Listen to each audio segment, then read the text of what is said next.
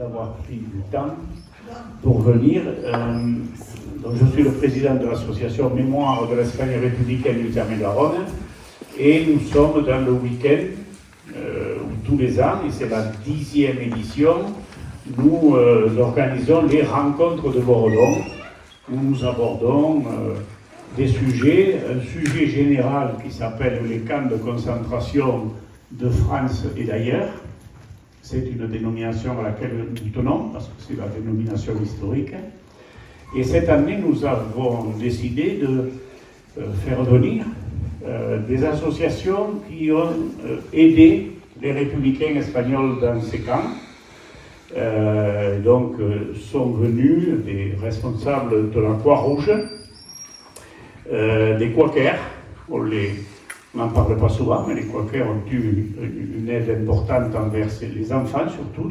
Ils ont scolarisé les enfants de ces Espagnols, le Secours populaire, et puis la CIMAD, ce soir, avec sa représentante qui est là. Et nous avons donc choisi de passer ce film sur le camp du Recebedú, où mon père est passé. Ces Espagnols étaient trimballés très souvent d'un camp à un autre, surtout avec l'idée de les empêcher de trop s'organiser. Vous voyez, c'était des gens qui étaient très militants et qui s'organisaient très facilement dans les camps, et donc ils les ont trimballés d'Argelès au Barcarès, du Barcarès à Sept-Fonds, de Sept-Fonds à Toulouse, etc. Voilà, donc je m'en tiens là. Après, on peut avoir un petit moment d'échange, puisqu'il y a des gens dans cette salle qui savent de quoi il en retourne de ces camps et de celui-là en particulier. Voilà, donc on peut y aller.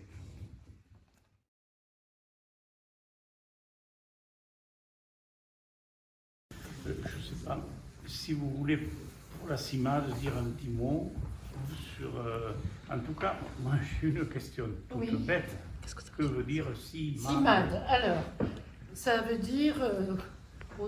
on peut imaginer ce qu'on veut, mais c'est très précis et très inscrit dans une époque. Ça veut dire comité intermouvement,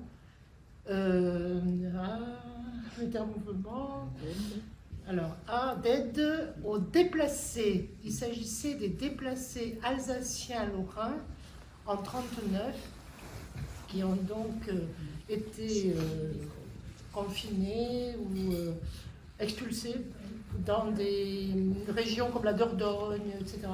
Et Madeleine Barrault, c'est bien Madeleine, donc la fondatrice de la CIMAD, la première secrétaire générale de la CIMAD, a été nommée dans cette région pour venir en aide à ces déplacés, expulsés ou déplacés. Et c'est pas expulsé, c'est un autre mot qui commence par E, excusez-moi. Donc déplacé, mais il y a un autre terme qu'on utilise aussi. Et donc petit à petit, ils se sont insérés quand même dans les différentes régions. Et du coup, la CIMAD s'est dit, bon, on va aider d'autres personnes qui en ont davantage besoin. Et c'est là qu'elle a été envoyée au camp de Gurs. Alors c'est un très grand camp qui est dans les Pyrénées-Atlantiques. Où c'était épouvantable, les conditions de vie étaient épouvantables, et les premières personnes qui ont été envoyées, c'était des juifs du Palatinat. C'était des gens plutôt âgés, des petits bourgeois, je dirais, entre guillemets, qui ne pouvaient plus exercer leur profession, marchands ou artisans, et donc étaient parqués là en attendant on ne sait quoi. Et vraiment, elle et d'autres, alors, ce qu'elle dit dans ce récit, je m'appuie sur des textes que j'ai lus récemment, ma science est tout à fait livresque. Donc, comité intermouvement auprès des évacués. Alors, auprès, le A c'est auprès des évacués, le mot c'est évacué, vous avez raison. Et déplacé, on disait aussi déplacé, mais le mot c'est évacué. Et donc, avec l'aide des Quakers, dont vous avez parlé tout à l'heure, également d'un organisme suisse auprès des enfants, il y avait encore d'autres groupements comme ça qui ont apporté leur aide. Et c'est avec cette synergie, si je puis dire, qu'ils ont pu améliorer, vous avez vu ce qui se passait lorsqu'ils conduisaient les gens dans les convois. Ils ne pouvaient rien faire, c'était un gros stade d'impuissance. Mais Madeleine Barraud, dans ses mémoires, dit que ils ont quand même été là. Voilà. Elle utilise 3 mots. Elle dit présence, être auprès des gens, dans leur situation. Pas tout à fait, parce qu'ils avaient quand même des situations meilleures. Ils pouvaient sortir, aller prendre un repas chaud, aller prendre un café au bistrot du coin. C'est une image. Et donc, présence, communauté, puisqu'ils ont pu partager, non seulement avec d'autres équipiers de la CIMAD, parce que Madeleine Barraud allait dans les autres camps, elle faisait un peu le lien, et essayait de susciter une énergie. Et donc, communauté, et ce qu'elle dit aussi très bien, c'est que ça débouchait non pas sur un rétrécissement, mais au contraire un élargissement à l'international. Elle insiste bien sur le fait qu'ils ont partagé avec des étrangers, d'autres communautés. Ce n'était plus la petite communauté protestante, mais, même si c'est le départ, mais c'était vraiment une ouverture à l'universel. Et ça, je trouve que c'est une des valeurs de la CIMAD qui reste profondément. Aujourd'hui, le côté religieux, si vous voulez, n'existe plus, à part pour certains dont c'est le moteur, mais inclut des gens très différents, très très différents. Et je crois que c'est ça qui perdure dans ce mouvement. Donc au départ, vous voyez quelque chose d'inscrit dans un moment, dans une région, dans un contexte particulier, puis qui prend cette valeur. Alors ils n'ont pas pu empêcher l'Holocauste, ils n'ont pas pu empêcher ces déportations, mais ils ont apporté. Et puis il y a eu quand même le 3e terme qu'elle emploie, c'est action. Il y a eu des évasions comme celle-là, il y a eu tous ces gens qu'on a confiés à des guides en faisant confiance, hein, parce que pour les frontières de la Suisse en particulier, les frontières espagnoles aussi, et de mettre, oui, dans cette action, il y avait ça, et puis les faux papiers. Ils n'avaient pas peur de... Alors qu'au départ, le mouvement était tout à fait apolitique. Et il y a un texte dans un bouquin qui résume un peu toutes les actions de la CIMAD à cette époque. C'est le professeur Casalis qui dit, je crois qu'on l'évoque dans le film, qui dit... excusez-moi, je peux rappeler le film. Oui, il y a un moment où on ne peut plus respecter la loi. Il faut aller dans l'illégalité. On ne peut pas faire autrement. Et c'est très actuel, cette réflexion, parce qu'actuellement, la CIMAD est sous le feu des attaques suite à l'assassinat du professeur Bernard Arras. On a dit, mais oui, mais la CIMAD, elle est de connivence avec les terroristes salafistes. De toute façon, elle a donné raison au Hamas contre Israël. Enfin, un amalgame de choses qui est absolument odieux. Heureusement, il y a quand même une tribune qui est passée dans le Nouvel Observateur cette semaine et qui répond par des arguments quand même sérieux. Voilà. Bon, mais c'est quand même quelque chose qui remue beaucoup, et c'est vrai que de voir tout ça, alors, le film d'ailleurs reprend des éléments qu'on connaît par ailleurs, hein, des documents d'archives, etc. Moi, je ne l'avais pas vu. Hein. Il a été projeté par la CIMAD il y a quelques années pendant un festival, mais voilà, je ne le connaissais Merci. pas. Je crois qu'on a ici quelqu'un qui apparaît dans le film, si elle veut bien nous dire un mot sur les témoignages de membres de sa famille, je crois. Mais enfin, je ne veux pas l'embêter. Mais pour vous dire que tous nos anciens sont partis avec tous les souvenirs. Il ne nous reste pas grand-chose. Nous, le combat continue parce que on est toujours soumis à des expulsions, au sein de notre communauté.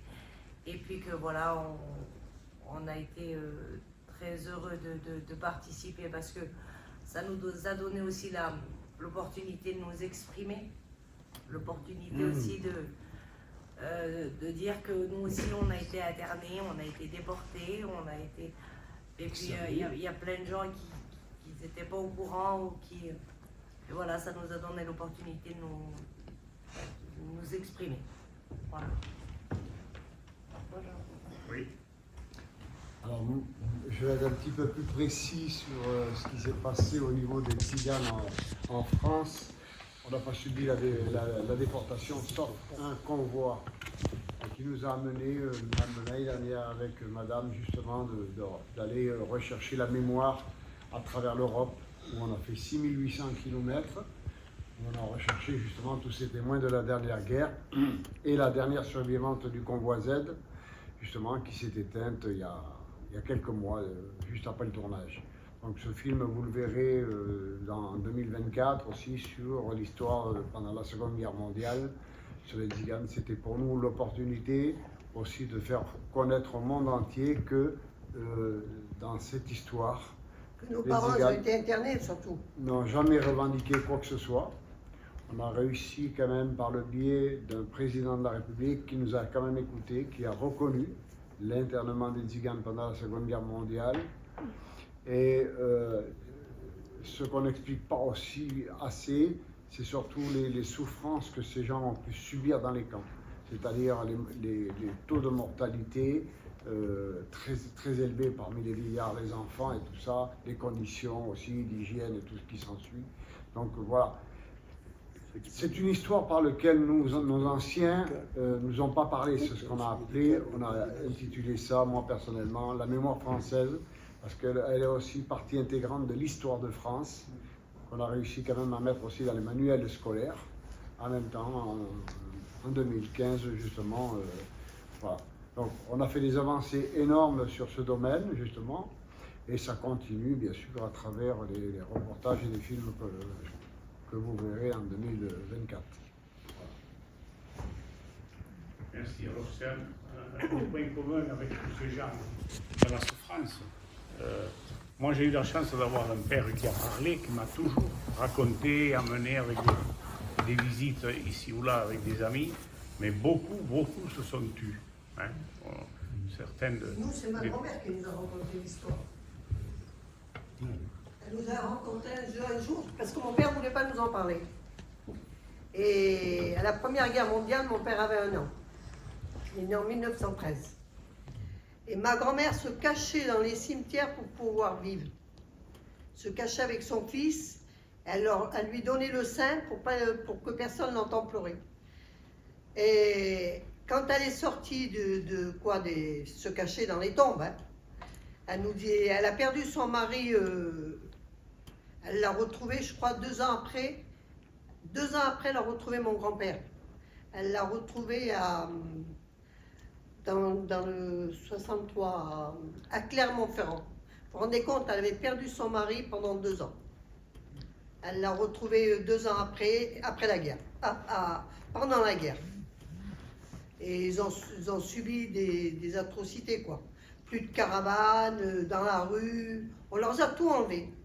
Tout. On leur a tout enlevé. Ils se sont retrouvés avec plus rien.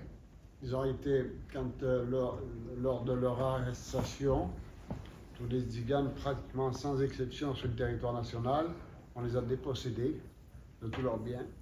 Mais ils n'ont jamais été accompagnés après la libération, qui a duré quand même presque 2 ans après la fin de la guerre. Après la guerre, retrouvé mon C'est suite un peu à l'opinion publique qu'on a un peu libéré, quelque sorte, parce qu'on les a internés sous le coup d'internés politiques, hommes, femmes et enfants. Donc voilà, c'est très difficile pour des gens, la plupart analphabètes, d'aller réclamer une quelconque indemnité ou compensation ou quoi que ce soit, justement, dans une administration très complexe à l'époque. Donc, ils ont dû repartir de zéro. C'est des choses sans aide de personne.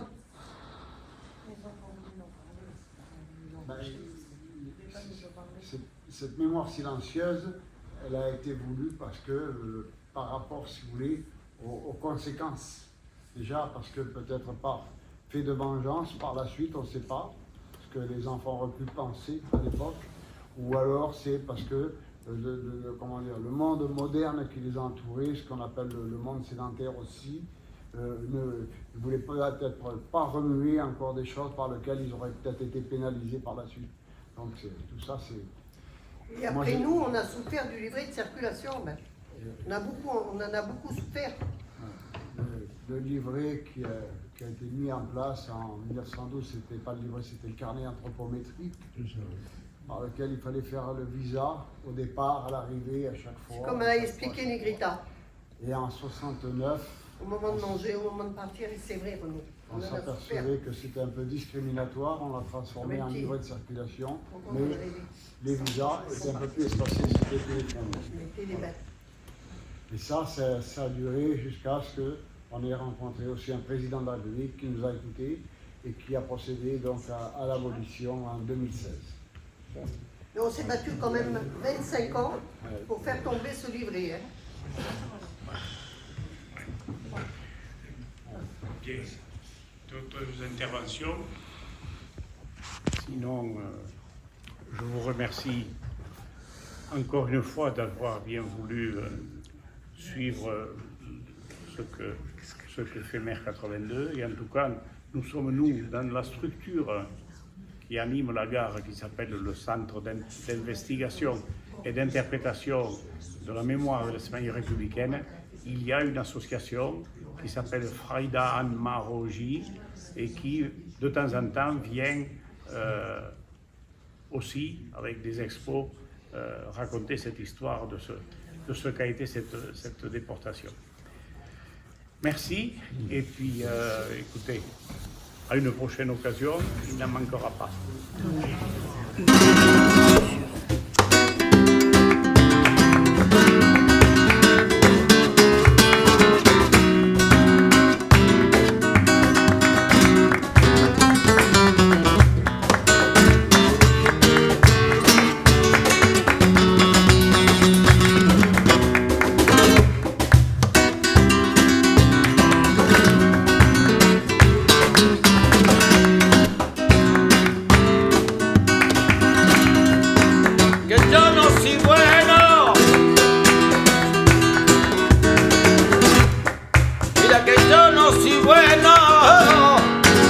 Mi hermano